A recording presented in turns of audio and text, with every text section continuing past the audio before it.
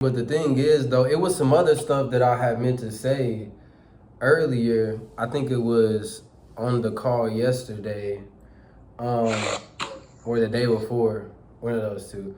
But I was thinking about like when I had first left the house, and it was kind of like the skill sets I thought I was getting is not what, like, I thought that all I need to do is get money. You know, that's the thing. I'm about to go hard with the crypto, like money, money, money. That's all it was really about.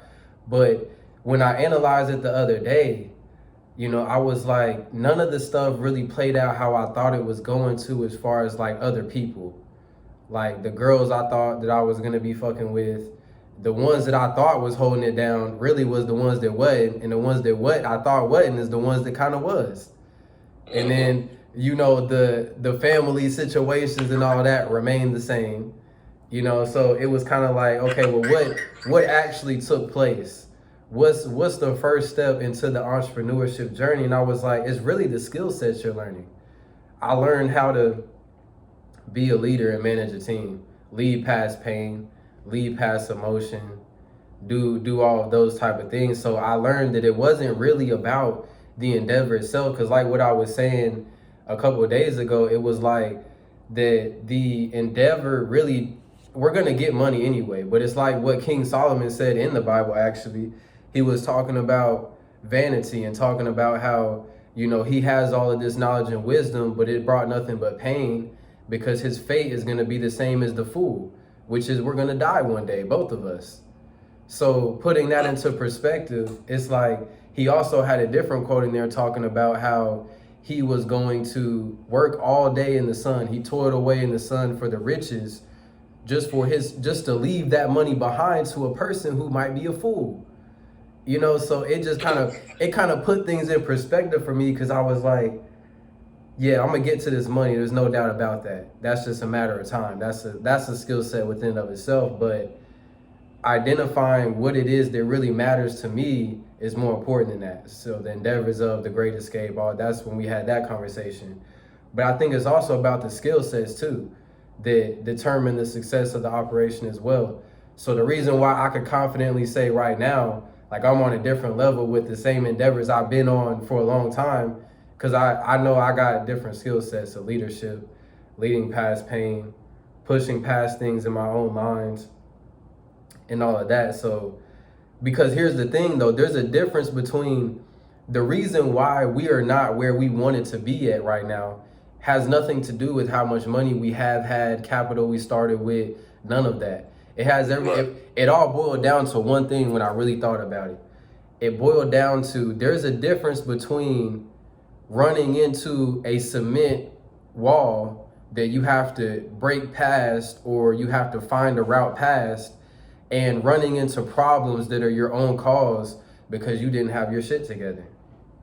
And not having your shit together really goes into the skill sets that you're acquiring to make it work. So then when I thought about it like that, I was like, that now it makes sense as to why I'm moving faster and moving better, because the skill sets got better. And it was never a cement wall the whole time. It was just not having your shit together. So it caused unprofessionalism, all that type of stuff.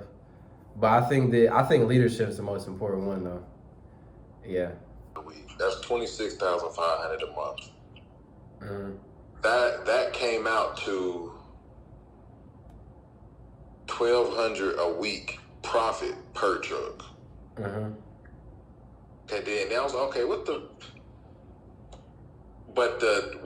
did it was paying that driver 20%. You know what I'm saying, of the whole truck. No, and cutting out a dispatch service. Mm-hmm.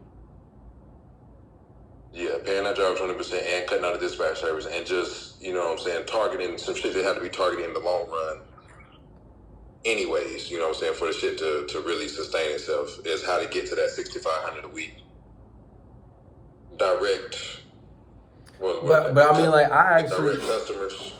actually have a question. And so as far as like the thought process right now, I mean, are you thinking about learn, because I mean the utilization at like the topper level, the higher level, like where you're climbing to, it would appear to me looking at it right now like dispatching is a necessary skill set to But most definitely. to get to Dispatching, where and you're then at. I also like I need to get to some conferences. You know what I'm saying? Get Yeah. in the rooms where the shippers are actually coming. You know what I'm saying? Having events to meet with, you know what I'm saying, small carriers, shit like that. So that's really the main thing is getting. Okay, but why are you still thinking that it's now there are in-person things, I would assume, but what about the digital route that would be wide open for that access of information and communication right now?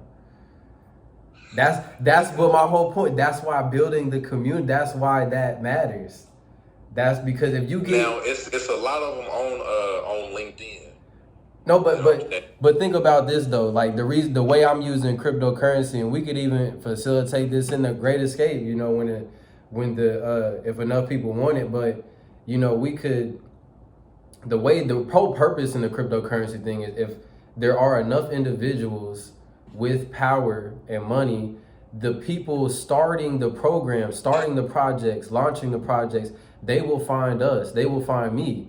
You know, they will want to come and do a Q&A. They will want to come and try to politic with me and see about early access and stuff like that. Imagine if you have 40,000 members in a free community that was in your industry, you know, then you would be able to have access that other people don't have. You know, they would be seeking you out at that point. You would or at the bare minimum, you'd have enough of a pool to be able to now you can negotiate on better terms. If the owner or 40,000 individuals want a certain thing from a certain person or just attention from a collective of individuals, more often than not, they're gonna get it. Facts. Yeah, so I mean, I think we're operating on the pretenses of a little bit of scarcity because I think that, you know, that with everything that's happening right now, this is one of the things that's AI proof.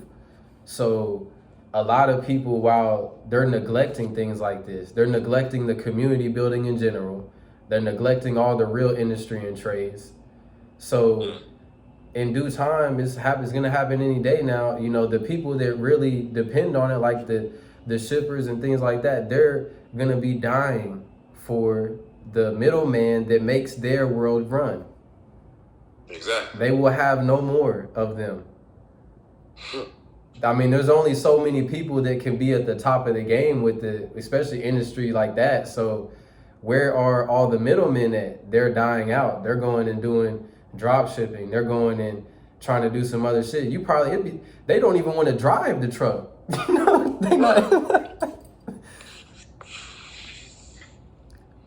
So if you have a reputation for having individuals that are, you know, about that industry like that, you could win the game of even being able to talk to shippers in the first. These are humans as well. Right. Yeah. But you got to work them both at the same time though. Yeah, I agree with that. You got to work the community and you know what I'm saying, the more brick and mortar shit at the same time. Yeah, no, I agree with going to the conferences and stuff too, but you know, the one that's gonna pay you forever is the one that's neglected right now. The one that people, you know, count out and stuff right now. You know, I try to give that as much as I can because, you know, when I'm sitting up there getting paid for the rest of my life, niggas they gonna be hating.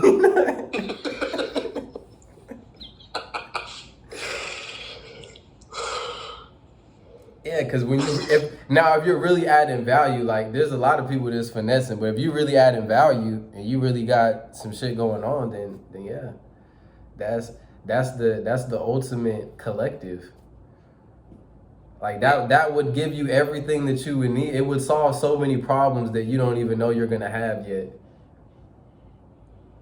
Because if the community can't solve it, you now have the influence to be able to talk to the person that can. Yeah, like I just think that makes the game so much easier if you are already respected. Like you can take control of the narrative of your reputation in the game. I've real from the jump. Yeah, so But I mean, what about so it looks like it's like a fork in the road where it's like the dispatching or it's the like the local stuff, the contracts. Let's call it that. Yeah. Right. So which one of those are you think is more valuable? The relationship. So the contracts. Okay. Because the contracts stem to everything. They stem from local, you know what I'm saying, to nationwide. So, but and then it's just because we were speaking about this a couple weeks ago. You know what I'm saying? Is you can just add it into the system, so therefore everything is just already. You got a system built around the contracts. Yeah. So would you say that dispatching is needed to get the contracts, or that's not even a needed skill set to get to the contract part? You definitely need to know how to do it. You need to have an understanding of it. Just really, I wouldn't even say dispatching, but like on the contracts, you need to understand logistics. Mm-hmm. You know what I'm saying? As a whole, okay, boom, we get a contract. We just need to have these motherfuckers here at this time. You know what I'm saying? Then just learn how to rotate them. But as far as like the acquiring of the contracts, though, that has nothing to do with it. You can get those just by building good relationships in the game. Yeah, you can get them. You can get them off of just having a slick ass mouthpiece and 6 trucks. Yeah, nigga don't even need to know how to book a load for you. It sound like to me then, cause see, this is what I've been thinking for a while. Cause of course, I don't talk about this shit because like I don't care about it. I mean, I'm gonna get in the game for sure. It's a great store of value. But I think that what if you let the dispatchers do their thing? We already know a trusted dispatcher that do his thing. You know, he do his thing so cold he gatekeep. You know, so he doing his thing with that. So how about you go ahead and get the drivers already situated? So that way, like I could see, maybe driving for however much time, but to get the money that you wanted. But I really wouldn't even do that because that time would be better off. You would get a better ROI on that time if you spent that time. Let them go ahead and drive, do their thing. It's already getting dispatched. I'm just overseeing it. But while all that's going on, I'm over here really every day getting at the digital game, getting at the in-person game to get these contracts. Like that's really the everyday endeavor. Like we're doing that. Like I'm getting the contracts. Just have that shit on autopilot. That way, whenever it come through, boom, pull that from there, go here. Cause that's what I see to be the most. That's why I like it because it's a good store of value in the way that it functions. It can be on autopilot if you know what's going on. Mm-hmm. So I mean, I wouldn't even inject myself into it. I'd rather spend that time learning how to make it work itself. I'd rather fuck it up again, trying to make it work itself, just to do it all over again because we need to get to that part as fast as we can because that's where we want it to be anyway. Like if you could just set the intention and endeavor, like we're gonna make it work on autopilot. I'm gonna go get these contracts every single day. Then I'm working towards that. So now we know how to make it work autopilot. We already done got the contracts. Now we can go ahead and really put some capital into it for real. Maybe even bring some other individuals in on it. It's gonna work on autopilot. You gonna get a return on the investment or whatever. Or I mean, even just bring me people that the Brotherhood of the Chosen. Bring some of them in on it. And we putting look at the hand. We putting capital into it, and now you already done got the contracts. Now we just went from 2 to 10 trucks. Facts. Because we know how to make it run on autopilot. Like that's to me seems like the fastest route. Eventually it'll, I'm saying, not to throw the races back in there, but eventually it will spread to, some white people, some Indian people, you know what I'm saying? But like if the black people, quit spending the US dollar, how many people across the world are really gonna fuck with that? To be able But it's not even about like how many black people stop using the U.S. dollar. Well, first of all, another topic that I touched on a lot was, this term black, the term African American even, that's a term that was forced on us. That's not a real term. That's them creating races. That's them creating a certain class to put us in and rank people by that's not actually real. So if we get that foundational understanding and then couple that with we're about to build our own thing, it disrupts. I was just saying it disrupts the world because their systems are built on utilizing us in the first place. Like that's 45. Yeah, it's built on the utilization of us. So if we refuse that, then it will be different. And then I did a lot of studies in like the civil rights movement, and we assume that Martin Luther King, Malcolm X, all these individuals, we assume that they were for our good. We do, but here's what it all. Here's how it all tied back in beautifully. That guy in the sauna that was talking about giving me that game on America's a corporation and all that. So I dove deeper into that today. And I found a video. I think his name is Dane Calloway. Shout out to him, because he been giving me a lot of game here recently. But he got like 500,000 subscribers. And he was just going through breaking down different information as to how that corporation actually works. And the reason why the civil rights movement happened wasn't because it benefited us. It was because when you decide to register to vote, you become a citizen. And when you become a citizen, now you're inside of that corporation. So the idea was to get everyone to register to vote, because that's really what it was about. We wasn't voting before then. And then that's when I thought about it. And I even remember seeing a documentary that was shown at the high school. And when I was there, and it was for the Scarborough community. And it was individuals that were talking about integration, and not one of them talked about it like it was a good thing. They didn't want to do that. They didn't want to go to those schools. It was a full-grown old man crying, saying that it's the worst thing that ever happened to him. So then I thought about that. And I was like, let me call my nana. Let me see what she got to say about that. And she told the same narrative. It was fine. There was nothing to fight for. It was all one big finesse to get the land up from up under them. Because as soon as they started to register, they also started to get land stripped away from them. That's what the information that God told you had gave. Looked it up, it was true. So that's what I'm saying. At that point in time, we had the opportunity to create our own thing. We still do now, but I'm just saying they find different ways to continuously utilize us without us knowing that that's what's happening. Because then they'll, like what I was telling and predicating the whole group off of, you're never going to have enough in your own ethnic group, because they will always come against you with planting a person in there. So all of these individuals, there was no social media back then. How did all those people know where to go march at? We got to throw Rosa Parks in there. Yeah. Because he wanted to see front of the white man bus.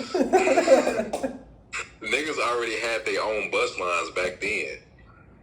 That's what I'm saying, but they don't paint the narrative like that. We wouldn't know that unless we went and studied that. They did that on purpose. It was just one big finesse. That's all it was. See, we're accepting the term African American. They have Black History Month, where it's a whole month. They teach us all this. And we are in Black History Month, ain't we? Yeah, they teach us all this stuff at school that's not real. All of that is one big finesse to get us away from the point of what's actually going on. Which is we were never in that boat to begin with. No. And, King actually talks about that in his last speeches before he died. He realized that he was getting finessed by the government. They were making promises they were never going to keep. And so that's when he started. Dr. King, Malcolm X as well. They all started to come around to trying. Even Malcolm X has a whole speech where he talks about calling us here the Aborigines, the original inhabitants of this land. killed him. Then they killed King for preaching a similar narrative, but King's was more about, they told us and made us all these promises, and we watched them break the promises they gave to us, go and get you poor Europeans, put them on the land they promised us, and then had us teach them to farm. And then that's when he was like, their whole idea was, these people that tell us, they look at places like Chicago and they'll be like, they need to get it together. Those same individuals will be the white individuals that families came here and got, money from the government and mechanized the farming land. They didn't even actually farm it. They get paid because they mechanized it in the form of the welfare system. Most of the people on welfare are white. They are not black. But those same people look at what's going on in Chicago and be like, it ain't nothing but it's the jungle out there. They need to get it together. Like,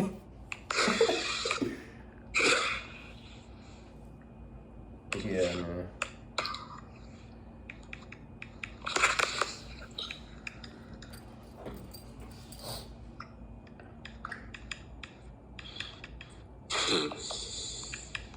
Because, in all reality,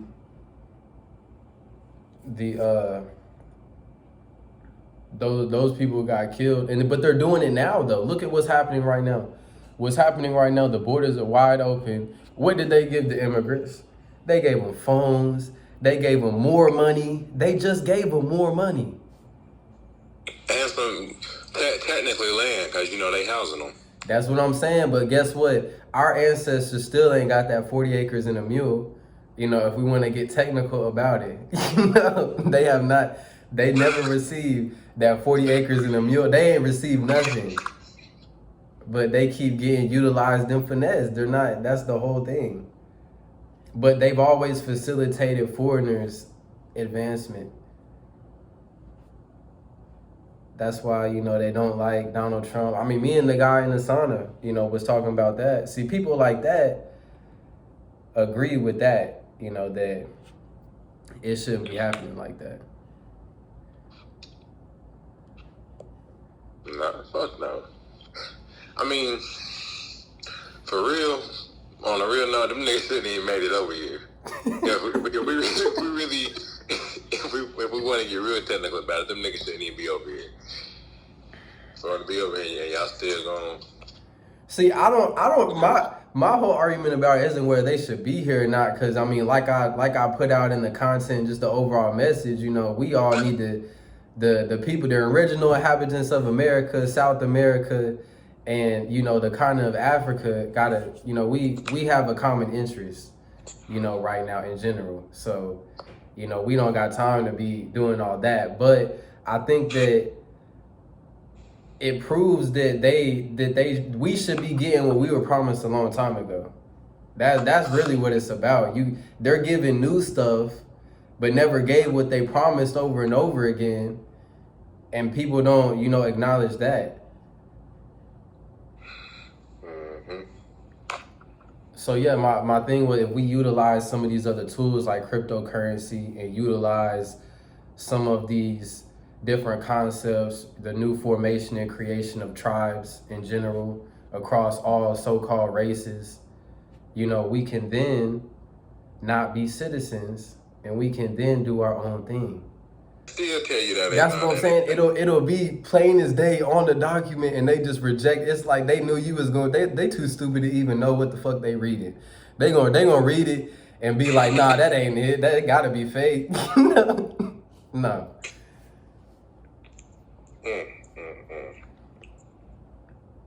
The fact that the 1700 census were burned, all of the 1790 census got burned. You can't even trace your lineage back that far. Damn. Because it was burnt. There's no documentation. And then just different documents, like trying to explain to a person that the currency they're using is fake, will also upset them. I don't understand why people get upset about the truth like that. Like,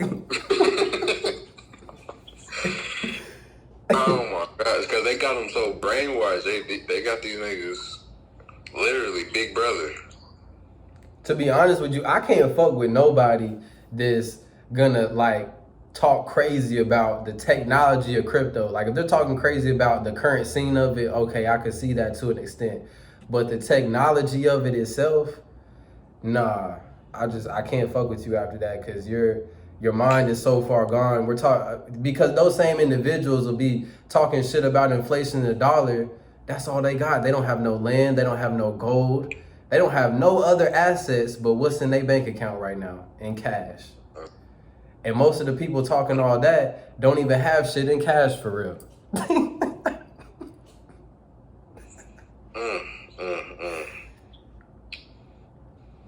That's what I had said in the post, man. We're living in a world where, you can be self-governing and you're choosing not to. Why? The Roman Empire didn't fall, it just became the church, and the British Empire became the bank.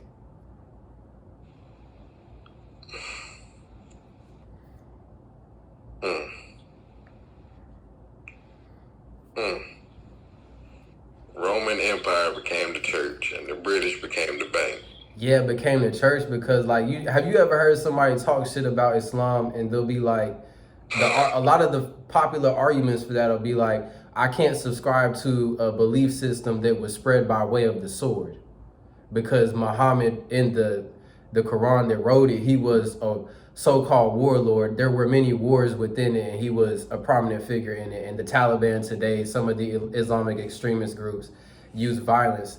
But when you look into what the Catholic Church did prior to that, I mean, they had like tools of rape. Like theirs wasn't a sword, theirs was a rape torture tool that they was about to put on you if you didn't conform to the belief. And people just don't know that. But yeah, that was definitely a thing. But it all went into the Vatican. Do you know how much money the Vatican has? The Vatican itself is not even, it's its own country. It has all of the art, all of the lost art from all the civilizations is there. It has its own private bank, which numbers are not public. Most of the world's leaders put money there. We don't know. They do what they want to. So there's no you can't, get records from there. No country can demand records from there. And not only that, but it's a lot of people, some people have been there and said that it's information in there from lost civilizations and books and stuff that talk about things that we would never have known, that they're hiding there. So what type of individual is in the Vatican? You know what I'm saying? And the Pope. What's going on? The Pope, I believe. Yeah, I mean, the Vatican itself, it's a really weird type of setup because, like, the only people that live there are employees of there. You see what I'm saying? So it's really weird. Like, the paper and pen game is cold. That's what I'm saying. It's a really weird like setup, but yeah, you can visit there though, but you can't live there. You can visit the museums and see the art and stuff, and they say I'm gonna go one day, but they say it's untold wealth and all that. But there have been a couple select individuals that say they got access to some of the hidden libraries in there, and there were books in there from some of these lost civilizations that were discussing topics that we could never imagine.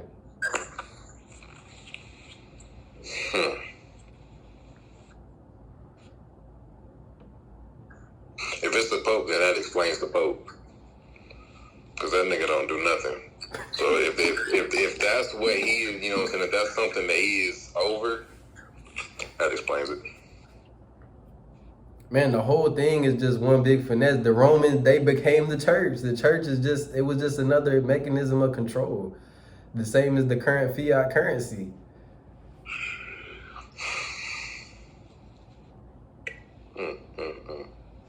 Because you got to think, during those time periods, the Bible would have been in Latin.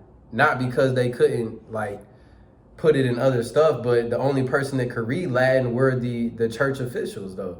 And they weren't going to translate it so everyone could read it. Then people know what it actually says. So they were saying whatever they wanted it to say, utilizing it to keep people where they wanted them to keep them at, and that's how they were in control.